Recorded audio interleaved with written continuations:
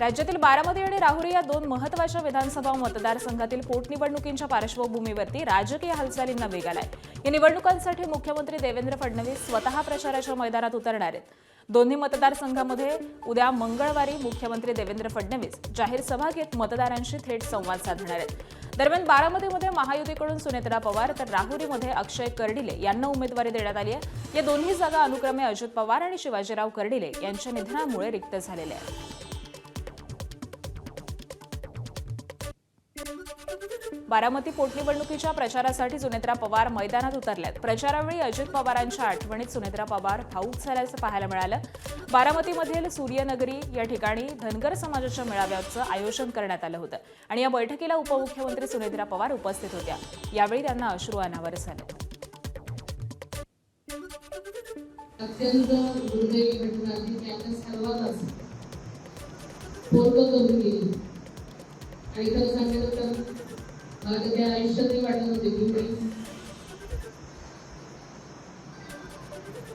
आपल्यासमोर उभी राहून अशा पद्धतीने मला बोलावं लागेल।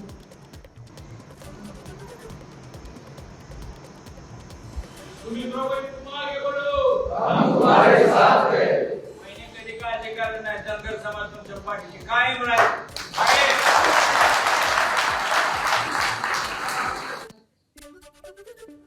अहिल्यानगरच्या राहुरी विधानसभा पोटनिवडणुकीचा प्रचार आता अंतिम टप्प्यामध्ये पोहोचलाय। भाजपचे उमेदवार अक्षय कर्डिलेंच्या प्रचारासाठी विधान परिषदेचे आमदार गोपीचंद पडळकर यांनी तालुक्यामधील पश्चिम भागामध्ये दौरा केला। धनगर बहुल भागामध्ये समाज बांधवांच्या भेटी घेत त्यांनी थेट संवाद साधत विविध प्रश्नांवरती चर्चा केली। लोकांचा खूप चांगला रिस्पॉन्स आहे। अक्षय दादांच्या सोबत राहायची लोकांची भूमिका आहे।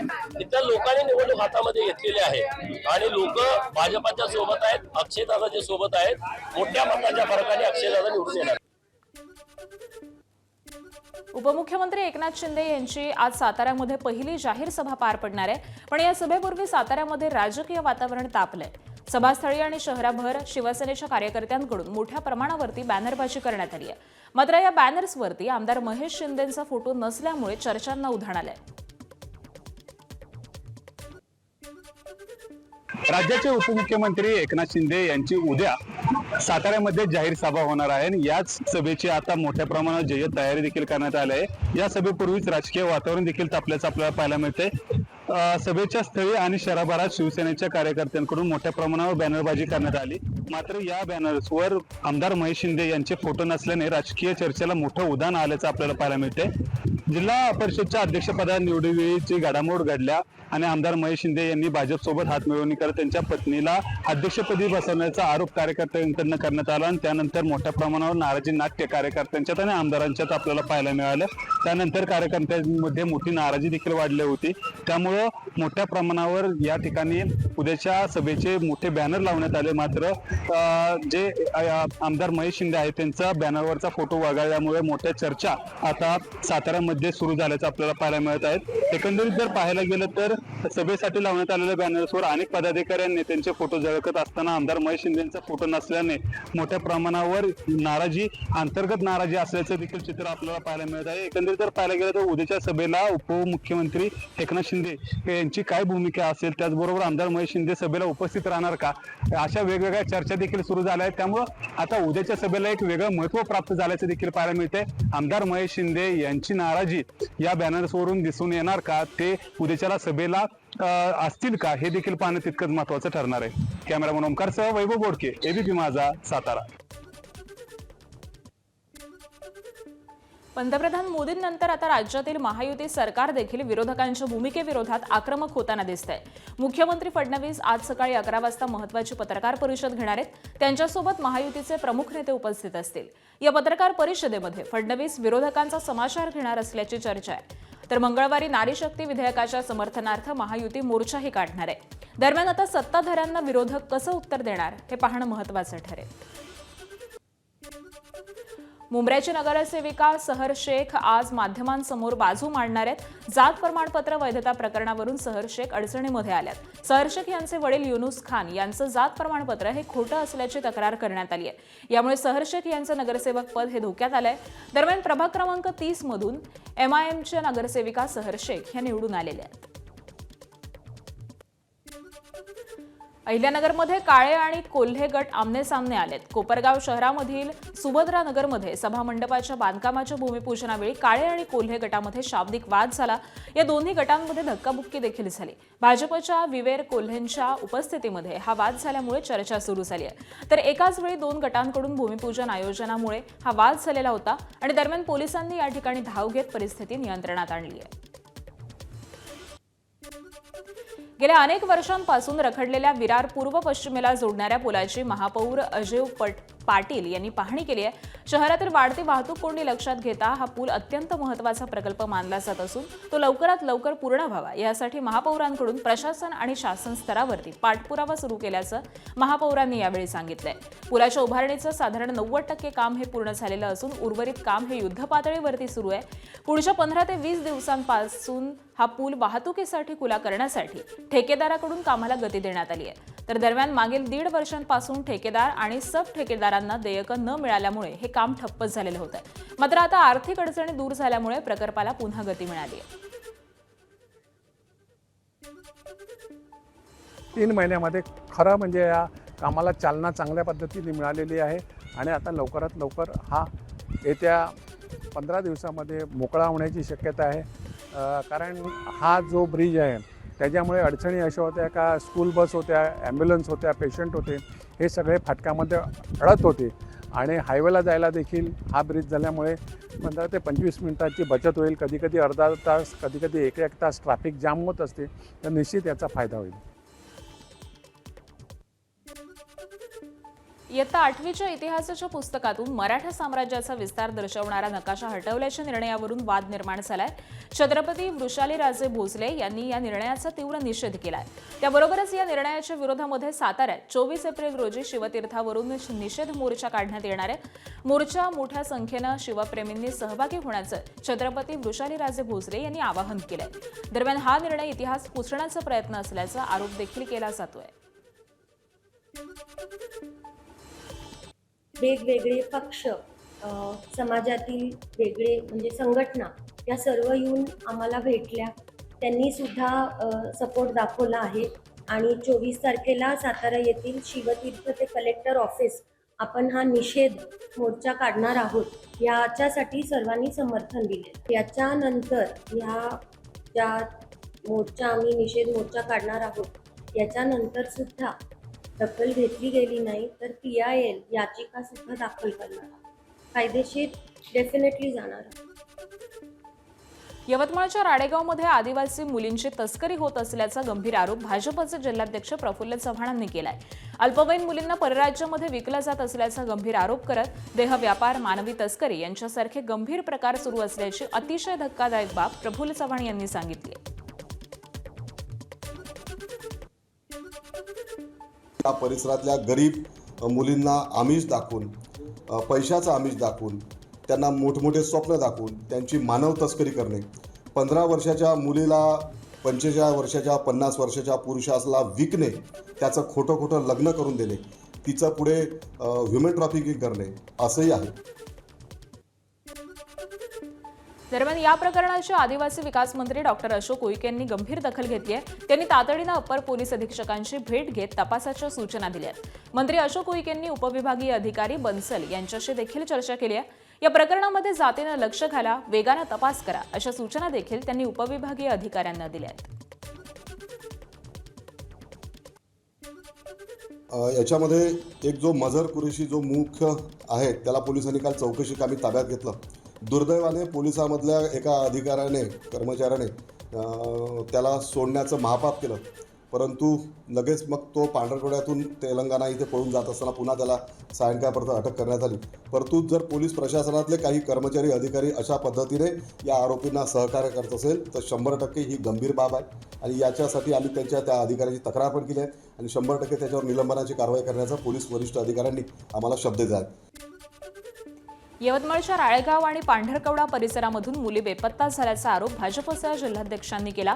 यानंतर भाजप, विश्व हिंदू परिषद, बजरंग दल आणि विविध सामाजिक संघटनांनी मोर्चा राळेगाव पोलीस ठाण्यामध्ये नेला आणि या प्रकरणामधील आरोपींना तात्काळ अटक करा. जी ऑडिओ क्लिप बाहेर आली आहे त्या अनुषंगानं संपूर्ण रॅकेटचा तपास करावा, बेपत्ता मुलींचा शोध घेण्यात यावा अशी मागणी यावेळी करण्यात आली आहे.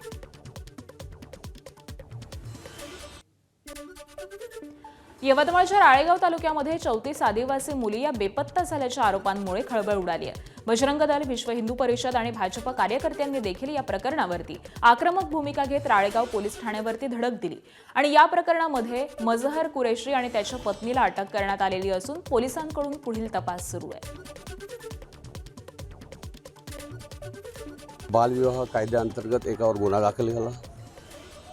मजहर कुरेशी जो आहे आणि त्यांचे पत्नी दोन्ही पोलीस विभागाच्या चौकशीसाठी असल्यामुळे 100% पोलीस विभाग कुठल्याही प्रकारची दिरंगाई न करता युद्ध पातळीवर न्याय देण्यासाठी सखोल चौकशी करत आहे. त्यामुळे निश्चितच पोलीस विभागाच्या माध्यमातून शेवटच्या क्षणापर्यंत चौकशी करून अंतिम अहवाल आल्यानंतर आपण निर्णय घेऊ. यवतमाळच्या राळेगावमधील कल्याणी मजहर कुरेशीचं घर हे पाडण्यात आलंय. मुली बेपत्ता प्रकरणामध्ये कुरेशी आरोपी आहे. हे प्रकरण समोर आल्यानंतर नगरपंचायतीनं त्याच्या घरावरती बुलडोझर फिरवलाय. मुख्याधिकारी गिरीश पाळेकर यांच्या उपस्थितीमध्ये ही कारवाई करण्यात आली आहे. अनधिकृतता कुठलीही परमिशन न घेता त्यामुळे नगर परिषदेने कारवाई केलेली आहे. त्यांना आपण कायद्यानुसार नोटीस दिलेली होती आणि त्यानुसार कारवाई करण्यात आली. नोटीस कधी दिली होती सर आणि किती क्षेत्रामध्ये अतिक्रमण आहे आणि या भागात असं अतिक्रमण आणखी आहे का? नोटीस नाही का 24 तासापूर्वी आपण दिलेली होती आणि या भागामध्ये हा जो भाग आहे तर पहिल्यापासून हे अतिक्रमण भाग आहे, पण हे जे अतिक्रमण आहे आता एक मागच्या आठवड्यामध्ये उभं करण्यात आलेलं होतं. त्यामुळे आपण त्यांना ती नोटीस देऊन काढून टाकलेलं आहे.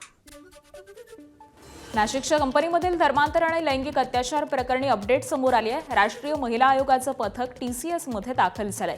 कालपासून राष्ट्रीय महिला आयोगाचं पथक नाशिकमध्ये मुक्कामी असून SIT अधिकाऱ्यांकडून त्या घटनेची माहिती जाणून घेतली आहे. काही पीडित तरुणी देखील सोबत असून त्यांच्याशी देखील चर्चा केल्याची माहिती आहे. मुंबईच्या गोरेगावमधील नेस्को ड्रग्ज प्रकरणी आणखी एकाला अटक करण्यात आली आहे. कॉन्सर्टच्या सुरक्षा रक्षकाला पोलिसांनी ताब्यात घेतलाय. हा सुरक्षा रक्षक नेस्कोचा कर्मचारी नसून इव्हेंट आयोजकांकडून त्याची नियुक्ती करण्यात आली होती आणि धक्कादायक बाब म्हणजे यात सुरक्षा रक्षकाच्या मदतीनं प्रकरणाचा मुख्य आरोपी आयुषनं विना तिकीट कॉन्सर्टमध्ये प्रवेश केला होता. त्यासाठी सुरक्षा रक्षकाला 1 ते 1,500 रुपयांची लाच मिळाल्याची माहिती ही सूत्रांनी दिली आहे. तर CCTV फुटेजच्या आधारे पोलिसांनी सुरक्षा रक्षकाचा शोध घेतलाय. आधी चौकशीसाठी ताब्यात घेतल्यानंतर आता त्याला अटक करण्यात आली आहे. अहिल्यानगरच्या संगमनेर तालुक्यामधील वडगाव पान इथं मंत्रोच्चाराच्या माध्यमामधून दुर्धर आजार बरे करण्याचा दावा करणाऱ्या बोंधू राजेंद्र गडगे या प्रकरणामध्ये महत्त्वाची कारवाई करण्यात आली आहे. न्यायालयानं गडगेला 5 दिवसांची पोलीस कोठडी सुनावलेली असून त्याच्या विरोधामध्ये दाखल गुन्ह्यांच्या अनुषंगानं पोलिसांकडून सखोल तपास सुरू आहे. तपासाचा भाग म्हणून पोलिसांनी गडगेला त्याच्या आश्रमामध्ये नेऊन पाहणी केली आणि यावेळी आरोग्य विभागाचे अधिकारी देखील तपास पथकामध्ये सहभागी होते. आश्रमातील गोदामाची तपासणी करताना विविध प्रकारची औषधं त्याचबरोबर आयुर्वेदिक वनस्पती आढळून आल्यात. या वस्तूंचा वापर नेमका कशासाठी केला जात होता याबाबत देखील पोलीस तपास करत आहेत. संगमनेर तालुक्यामधील वडगाव पान इथल्या तथाकथित दत्तधाम दरबार चालवणाऱ्या बोंधू राजेंद्र गडगे याच्या विरोधामध्ये पोलिसांनी मोठी कारवाई केली आहे. गडगेच्या दरबारावरती पोलिसांनी छापा टाकत संपूर्ण परिसर सील केलेला असून तब्बल 4 तास झाडाझडती घेण्यात आली. यावेळी विविध औषधांचे नमुने देखील पोलिसांनी ताब्यात घेतलेत आणि गंभीर बाब म्हणजे नागरिकांची फसवणूक आणि अंधश्रद्धा पसरवल्याच्या आरोपाखाली गडगेला न्यायालयानं 5 दिवसांची पोलीस कोठडी सुनावली आहे. सध्या या प्रकरणाचा तपास वेगानं सुरू असून गडगेच्या कथित दरबारामागील संपूर्ण जाळं हे उघड करण्याचा पोलिसांचा प्रयत्न आहे. या कारवाईमुळे परिसरामध्ये खळबळ उडालेली असून अंधश्रद्धेच्या नावाखाली भोंदूगिरी करणाऱ्यांचे धावे हे सध्या दणाणलेत. कोल्हापुरात परंपरेनुसार दरवर्षी अक्षय्य तृतीयेला शिवजयंती साजरी केली जाते. भव्य मिरवणुकीचं आयोजन असतं. यावेळी भव्य मिरवणुकीमध्ये बंधू अशोक खरातच्या संबंधी सजीव देखाव्याचं आयोजन करण्यात आलं होतं. कसल्याही अंधश्रद्धेला आणि भोंदूगिरीला बळी पडू नका असं आवाहन या देखाव्यामधून करण्यात आलं. NCERTच्या अभ्यासक्रमामधून मराठी साम्राज्याचा नकाशा वगळल्याच्या निषेधार्थ पुण्यामध्ये आंदोलन करण्यात आलंय. मराठा समाजाच्या वतीनं पुण्यात आंदोलन करण्यात आलं. नकाशा वगळल्यामुळे संभ्रम निर्माण झाल्याचं म्हणत गुडलक चौकामध्ये विद्यार्थ्यांनी घोषणाबाजी केली. तर याबाबत केंद्र सरकारकडे पाठपुरावा केला, मात्र काहीही प्रतिसाद न मिळाल्यामुळे रस्त्यावरती उतरल्याची प्रतिक्रिया आंदोलकांनी दिली. एवढा गौरवशाली इतिहास पुसत असताना केंद्र शासन, महाराष्ट्र शासन काय झोपा काढते का? छत्रपती शिवाजी महाराज तुम्हाला प्रत्येक गोष्टीत लागतात. तुम्ही शिवभक्त म्हणून शिवाजी महाराजांचा फोटो मागून मतं मागता. मग आम्ही तुम्हाला निवडून दिले, तुम्ही तिथं बसल्यात. शिवाजी महाराजांच्या इतिहासाचा, मराठ्यांच्या इतिहासाचं खंडन होत असताना तुम्ही काय करतायत? आणि हा प्रश्न विचारण्यासाठी आम्ही इथं जमलेलो आहोत. त्याचबरोबर हा नकाशा वापस यावा अशी ठोस मागणी आमची. शिक्षण मंत्र्यांशी काय बोललात का? पाठपुरावा केलाय का तुम्ही? मी परवा मंत्रालयात जाऊन आलो, परंतु आमची कोणाची भेट झाली नाही. परंतु येत्या मंगळवारी कॅबिनेटच्या दिवशी आम्ही संपूर्ण हे विद्यार्थी आणि अखंड मराठा समाज आणि छत्रपती फाउंडेशन मंत्रालयापाशी जाणार आहोत. आणि आम्हाला जर मुख्यमंत्र्यांनी वेळ नाकारली तर आम्ही त्याच ठिकाणी जागेवर उपोषण चालू करणार आहोत. काय पुरावे आहेत आणि सध्या पाठपुरावा काय करताय? मुख्यतः हे राजपुताना गॅजेटियर आहे. याच्या पान नंबर 2 वरती स्पष्ट लिहिलेलं आहे की हे जे राजस्थान आहे हे मराठा पॉवर सिंधिया, होळकर आणि गायकवाड यांच्या आधिपत्याखाली होतं, जे चौथाई देत होतं. मुळातच या भारत देशाचा भूगोल वाचवणाऱ्या लोकांचा इतिहासच काढण्याचं पाप या सरकारने केलंय. ज्यांनी भूगोल वाचवला त्यांचा इतिहास मिटवायला हे सरकार निघालंय.